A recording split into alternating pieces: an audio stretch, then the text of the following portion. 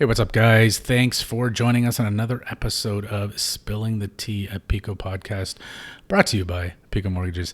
I'm your host, Dan, and today we talked with Ryan Waller. Ryan is a real estate professional out in Guelph. He's part of HomeGroup Realty, and he joined us. He's part of a dynamic duo, so it's actually him and his wife, Beth, that are real estate experts. So we talked about his journey into real estate and some advice for sellers and buyers and how they represent them and sort of what they do to kind of make that whole experience enjoyable. And finally, we discuss a little bit about the market and what's going on in Guelph. And I think you'd find that really interesting if you're considering moving out to Guelph or you have family or friends that are in the Guelph area. So I hope you enjoy this podcast. Grab a tea because this is Spilling the Tea, and we'll talk to you soon.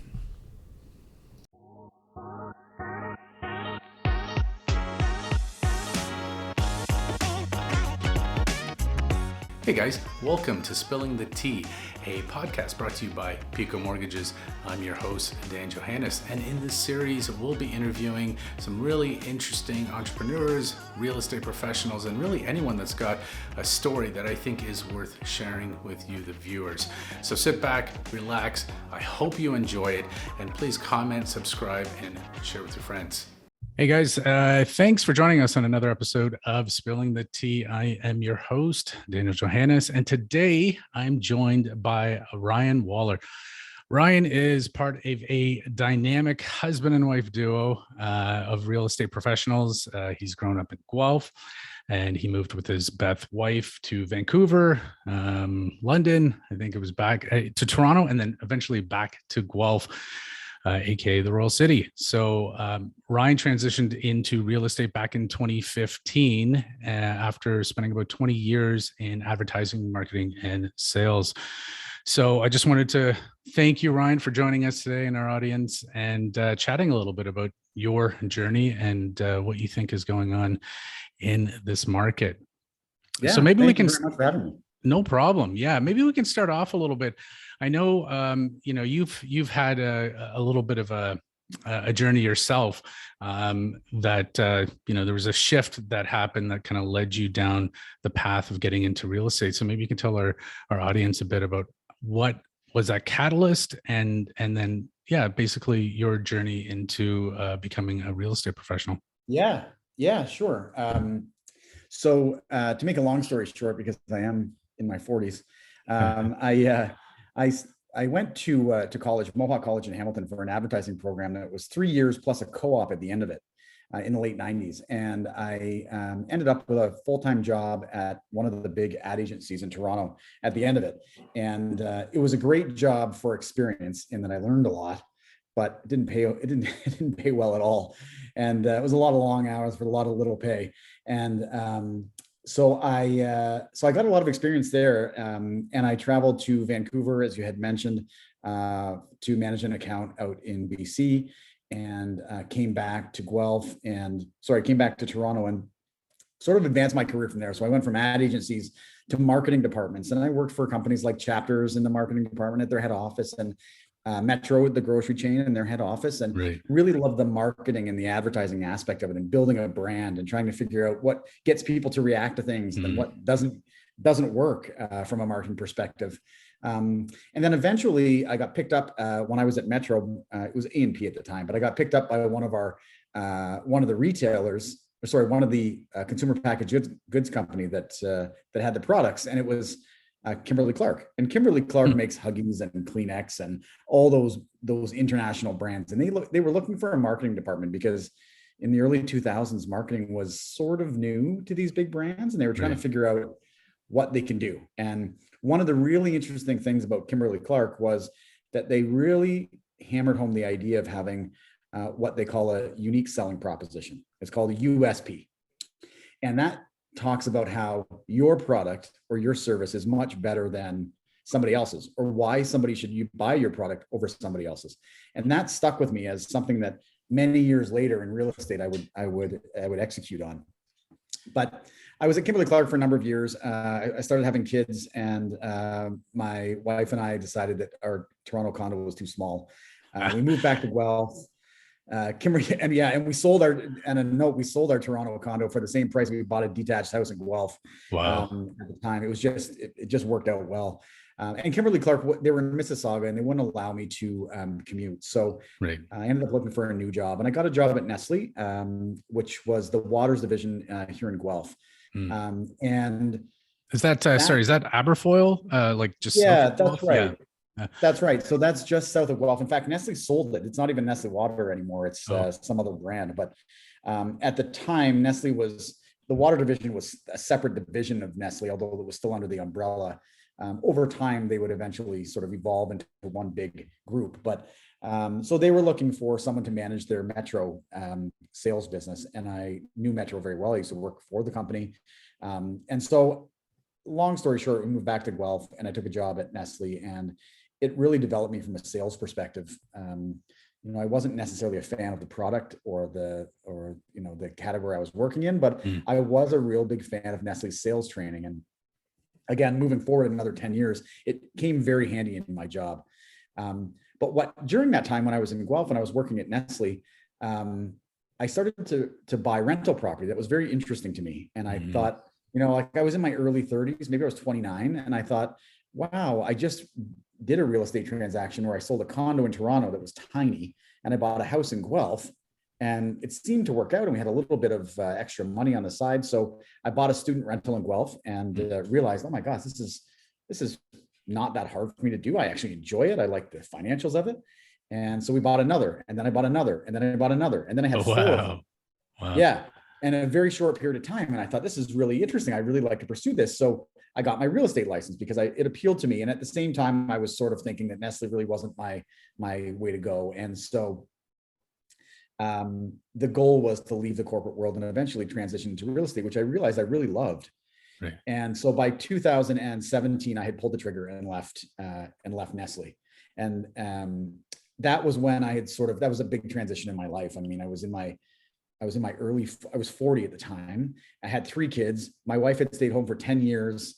And I was the only income.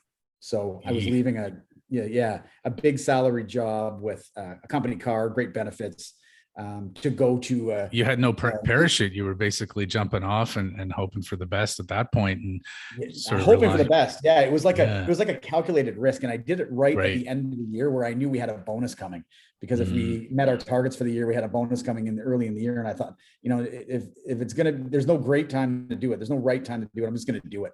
Right. And so I pulled the chute, and basically that was it. And all I had going for me was a bit of money in my pocket that I had from a bonus, and my background. And what I figured was I had a strong sales background, a strong marketing background. If I can just take that and put this into real estate, let's hope that it will work out. Oh, wow. And clearly it has worked out for you guys. I've been kind of checking out a little bit online. You've got solid 5-star reviews from a lot of your clients that clearly they're quite happy with the services you provide. But so kind of going back, so this unique sales proposition, I've heard of this before.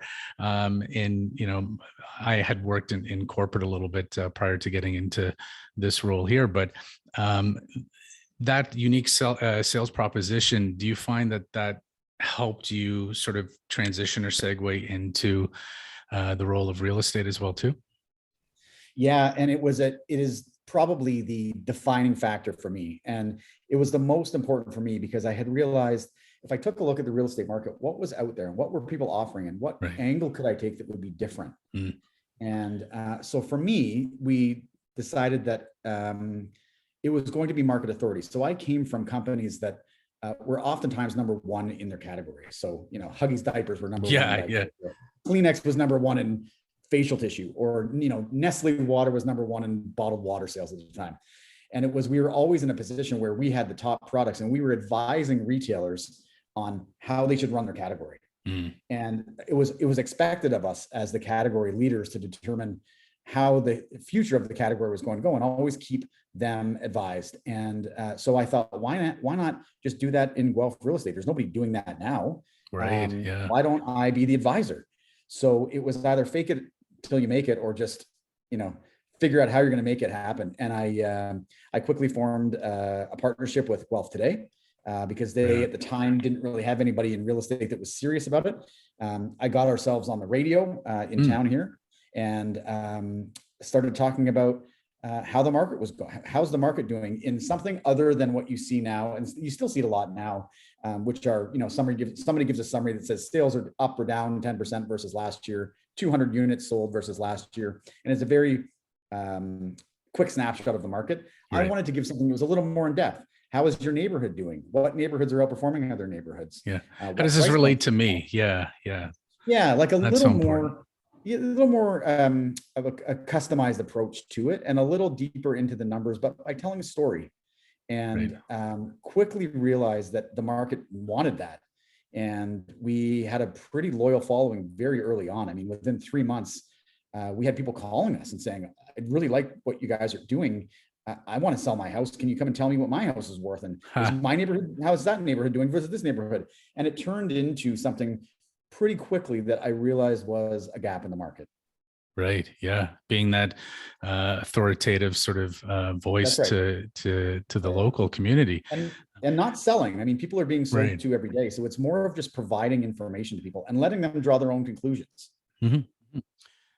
Right. Because like often we'll see sort of those flyers that come in the mail and it's just a snapshot of how many were sold and contact me and so forth. But to have someone that kind of, because I watched one of your videos where you jumped into sort of the importance of appraisals and what is an appraisal. And for a lot of people that are first-time home buyers, they're just so overwhelmed with information. It's almost sensory overload on what do we do and what are the parts and who's involved and who are the players. And it's kind of nice that you step out there and provide that information.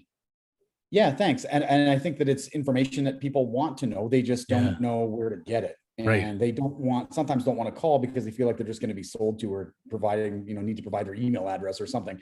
And it's so, it's an appraisal is an interesting one because it's something that's coming up a lot in today's market and people are worried about it. And you would know a lot of people are getting caught in a situation with an appraisal where they bought a house in March for X amount.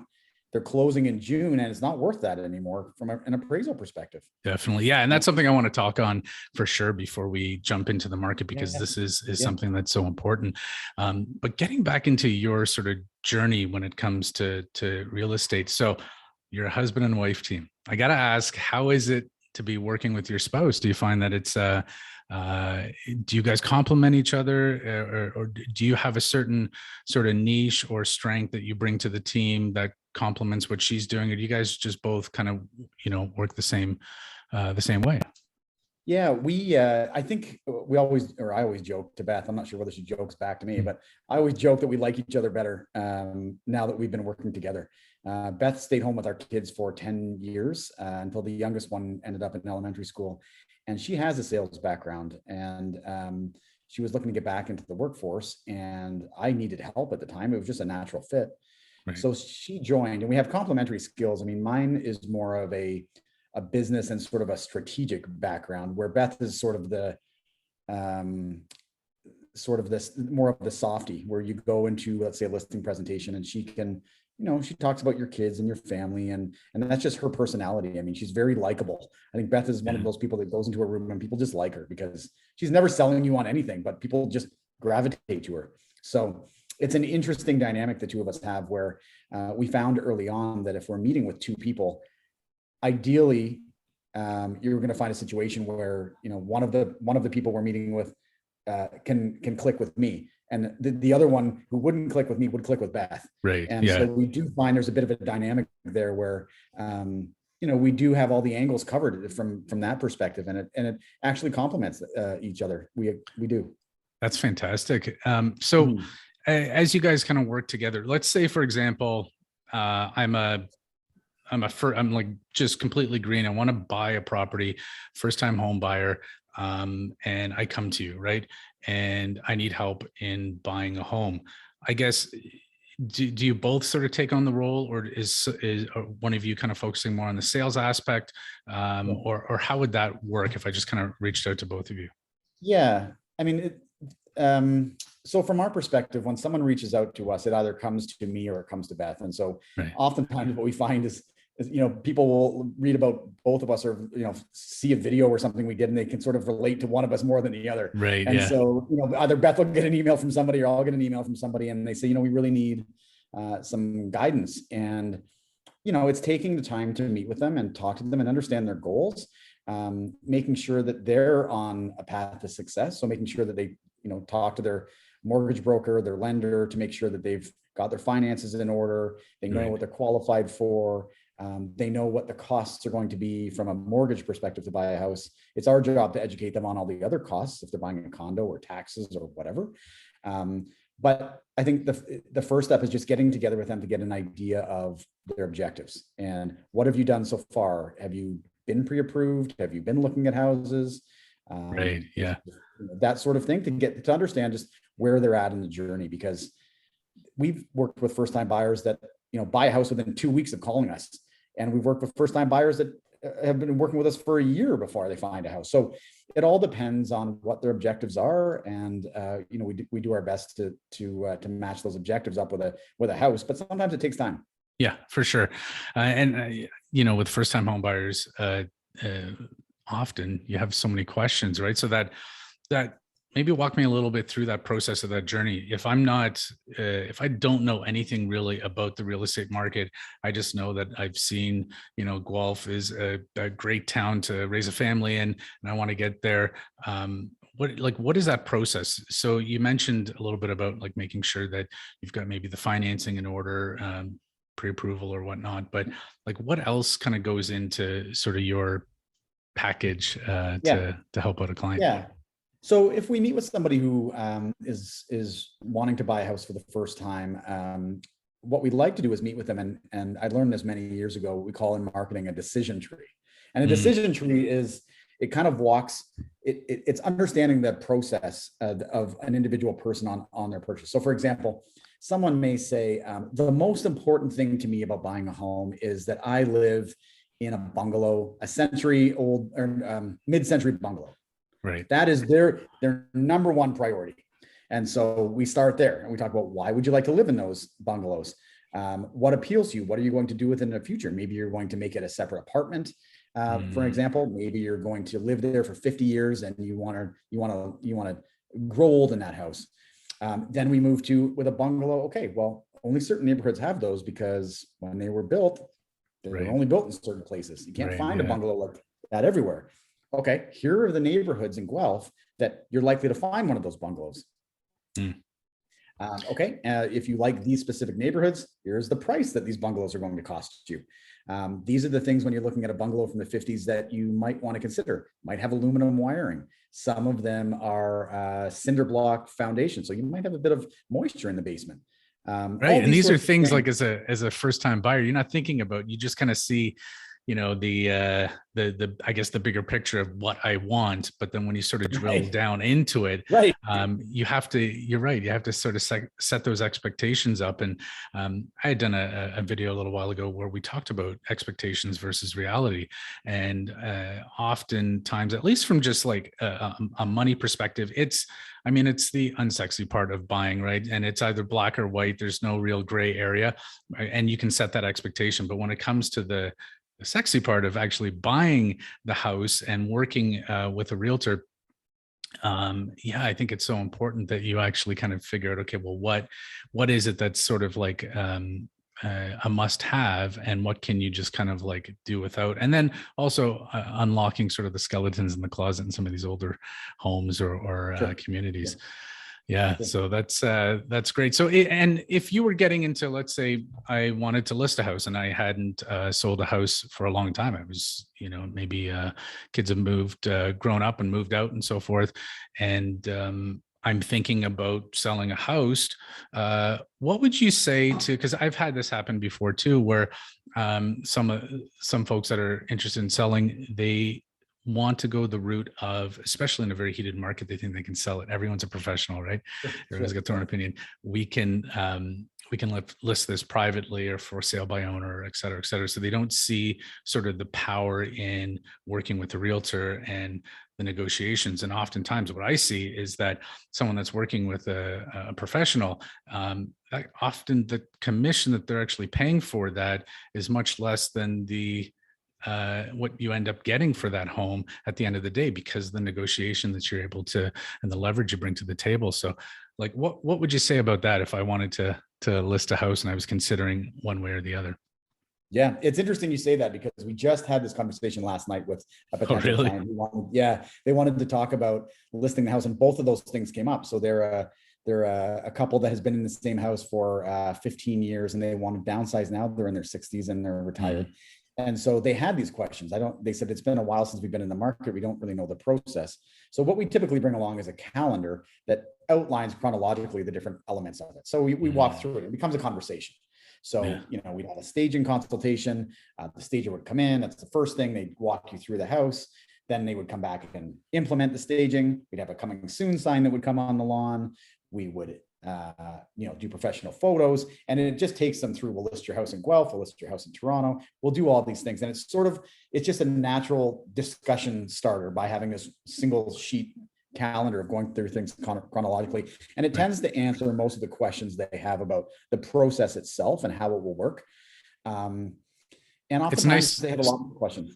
Yeah, I was just going to say, it's nice that you kind of lay that out visually for people, because there are a lot of people that can't, when they can't wrap their head around all of the pieces until they see it laid out. And then that's when you sort of realize, like, wow, there's more than just, for sale, sold. There's a lot of steps involved in order to get to that point. Right. So yeah, that's great that you guys do that. Yeah.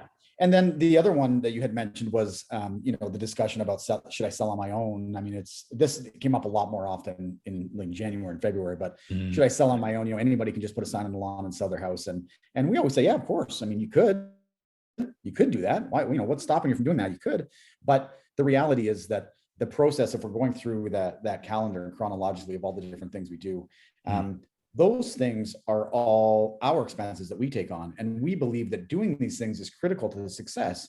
So staging, having cleaners come to the house, having a dumpster available, having a storage pod if you need it, doing professional photos and video, and being a member of the Toronto Real Estate Board. All of these things are designed to get you a better price in the end and get your listing looking the best it can. Because we know with COVID, so many more people are making their decisions to go see a house based on the way it looks on House Sigma or realtor.ca. They're making those decisions 100%. In advance. And if you lose them with crappy photos out of the gate, you've lost them. And so you really want to make your house shine. And we had somebody, when they were talking about commission, we always bring it up because we know one way or another it's going to come up, and it's, the elephant in the room every time.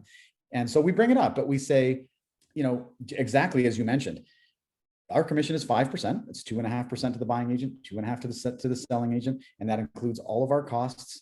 And, you may want to negotiate to, 4.5%, but that 0.5%, we quantify it. So let's just say it's $5,000.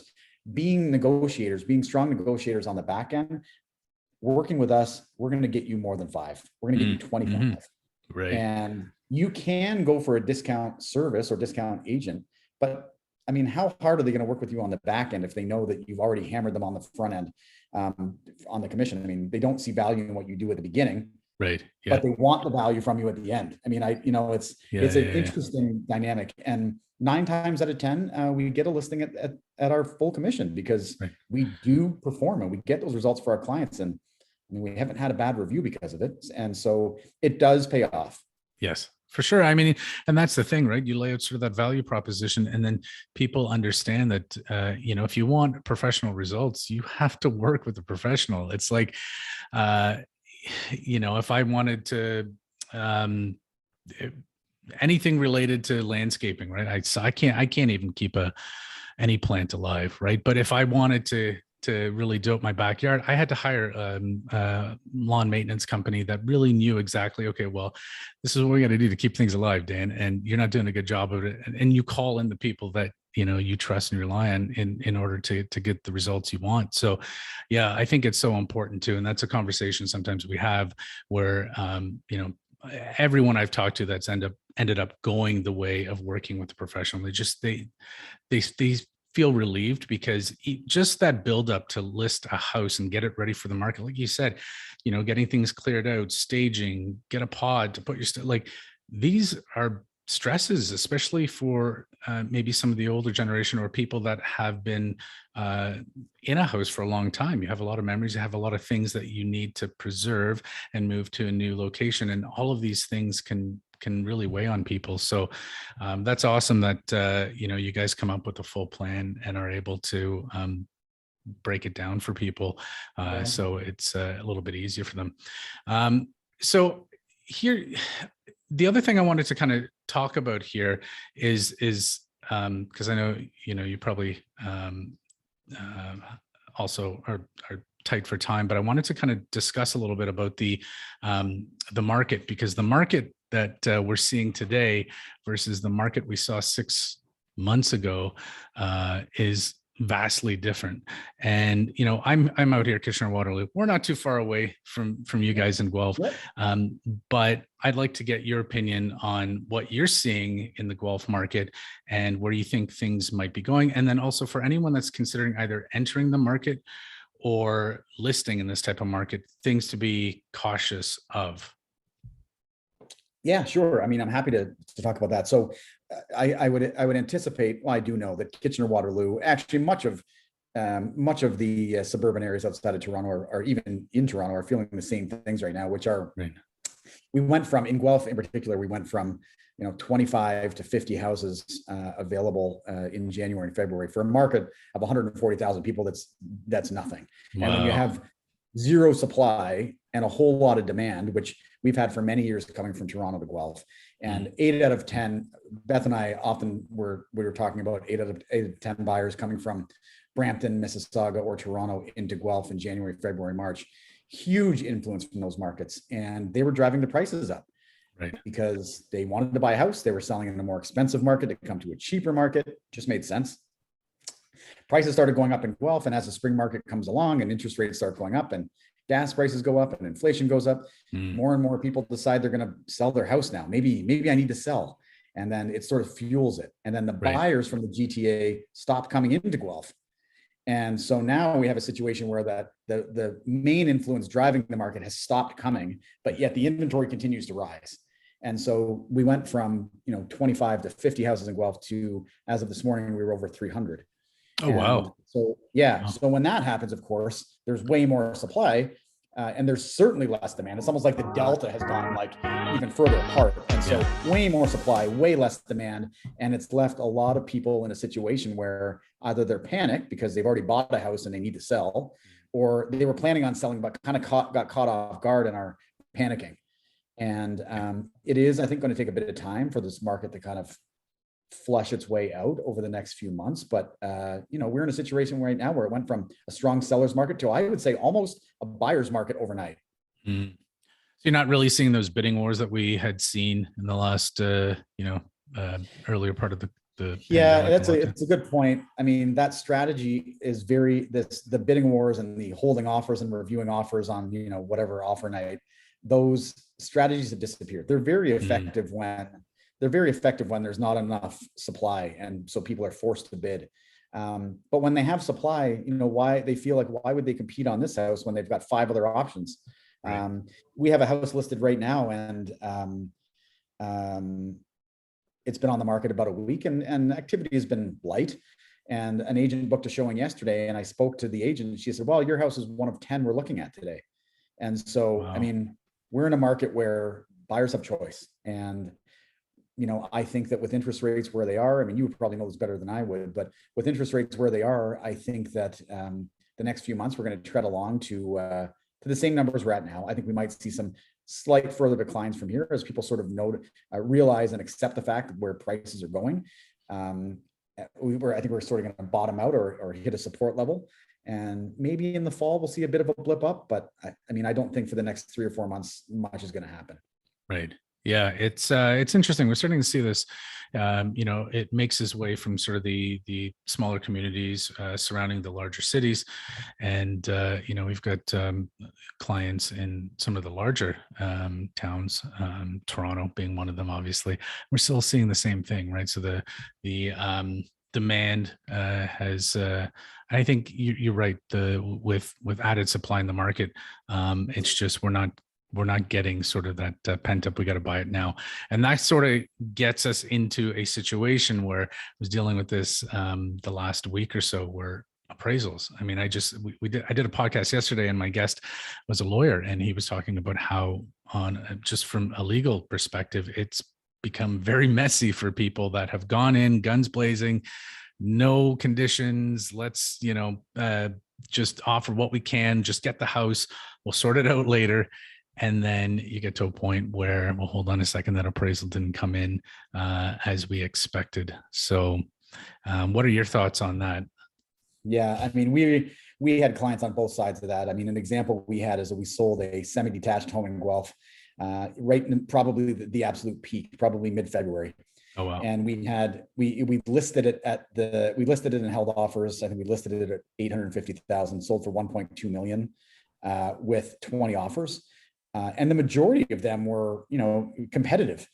Right. And that by the time that buyer took possession, it was probably worth $1 million. And they had challenges with the appraisal. They approached us to even see if we just accept a lower price. Right. But I mean, that's what happens when you buy in the peak of a market and you do get caught up in bidding wars. It does happen. And I feel, really bad for those people. And we had buyers that were in the same boat. I mean, not to that extreme, but those, our small example of 2 clients or 3 clients is nothing compared to what the market faced. And many, many, many people found themselves underwater by the time the house closed. But I think people need to understand, that buyers need to understand that when they get into a contract and they sign the paperwork, it's not optional to drop off a deposit the next day. They're obligated. Right. They bought the house, and they need to follow through with that purchase. And if they don't, the consequences of that are significantly greater than a deposit. And unfortunately, making those bad decisions early in the year can be very, very costly for some. Yeah, and it's definitely, I've spoken to just in the last week, probably 12.5 different appraisers, getting their perspectives and what the challenges that they're facing, right? Because you've got the pressure obviously from the financial institutions that are saying, okay, well, you got to be a little bit more conservative in this market. And then sometimes when the value isn't there, it's, the borrower's angry, the broker could be upset, the realtor could be upset. And then you're kind of, as an appraiser, you're stuck in the middle. And I just spoke to one last night, and he said, look, I don't have a dog in this fight. I come in to just do an assessment that is fair and based off of comparables and what's going on in today's market, and then the value of the home. So I can support this value, but I can't really go beyond that. And it's just, it's the new, it's the turning of the tide, and that's what we're facing here. So I think, it's so important for anyone that's out there that's considering buying a home or listing as well too, because if you're thinking of buying first and then we'll list later, I mean, that could be a recipe for disaster too, because we don't know, one, how much you're going to get down the road, and if you're depending 100% on a down payment that is locked up in an asset that hasn't hit the market, we don't know what market you're going into, right? So I think it's so important to kind of rely on your team. And that's happening. That example you just gave is happening a lot right now, where people bought 3 weeks ago, 4 weeks ago, and by the time they go to list their house, 2 weeks later, the market has changed already. I totally agree. That's amazing advice. And I think partially as a realtor, it's also our job to caution people on that, because it can be disastrous if you make a decision without protecting yourself. You got it. Anyway, Ryan, thank you so much for joining me on this episode here. I really appreciate you providing your insight on the market, and then your journey getting into real estate. And I'm glad you're not working with Nestle anymore. I I took a summer job over at Nestle when I was at the University of Guelph. I worked at, it was Aberfoyle Springwater at that point. Yeah. That was a deadly job, man, just counting bottles on the line. So I'm quite fortunate we are where we are today. But again, thank you so much for joining us. Hopefully we can get you on for another one, and we'll check back in and see what the market's like. So yeah, hope you guys enjoyed it, and we'll talk to you soon. Thanks, Dan.